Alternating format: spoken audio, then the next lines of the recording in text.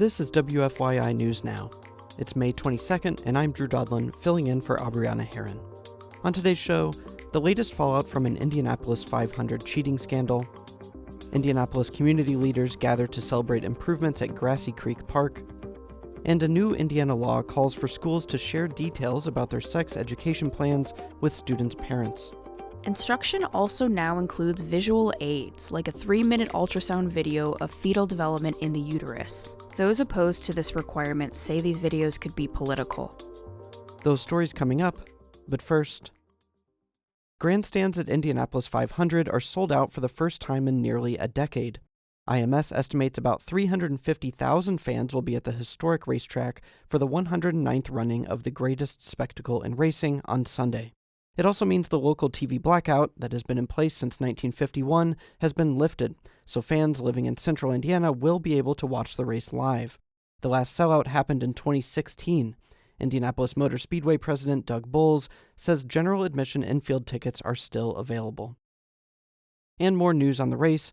Roger Penske has fired his team president, IndyCar managing director, and IndyCar general manager in the wake of an Indianapolis 500 cheating scandal.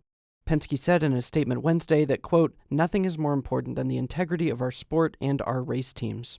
Two-time defending Indy 500 winner Joseph Newgarden and teammate Will Power were found to have an illegally modified part on their cars ahead of Sunday's final round of qualifications. Indianapolis community leaders gathered Tuesday to celebrate new improvements at Grassy Creek Park on the city's far east side.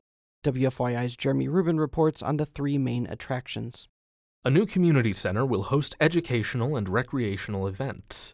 A new nature-themed playground now holds the title as the largest in an Indianapolis public park. And a new nature trail winds through nearby wetlands. Samantha Douglas, president of the Far East Side Community Council, says she appreciates the project's focus on the local environment. So it's really great to take advantage of that, to show our kids there's other ways, simpler ways that you can have fun, enjoy, learn, and that it can be fun in the process. The project cost a total of $12 million. It was funded by the Circle City Forward Initiative and the Lilly Endowment Grant. I'm Jeremy Rubin. And for our final story today, Indiana schools are not required to teach sex education, but if they do, educators must follow strict rules when they talk about it. From WFYI's Education Desk, Rachel Fredette reports that there are more restrictions coming for classrooms about the birds and the bees. A new Indiana law calls for schools to publicly share more details about their sex education plans with parents before students learn about it. Materials used in the classroom for grades 4 through 12 must be approved by the district's school board and posted online. And parents must be told the gender of the instructor and if the class will be co-ed. The changes build off of state lawmakers' embrace of the parental rights movement. Instruction also now includes visual aids, like a 3-minute ultrasound video of fetal development in the uterus. Those opposed to this requirement say these videos could be political. The state has long mandated abstinence-only instruction. For the first time, the law will require sex education courses to include instruction on consent to sexual activity. I'm Rachel Fredette.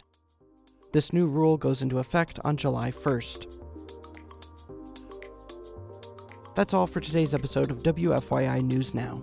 Our podcast is produced by Abriana Herron, Zach Bundy, and myself, Drew Daudelin, with support from the news team at WFYI and public media journalists across the state. Our news director is Sarah Neal-Estes. Kendall Antron produced our music.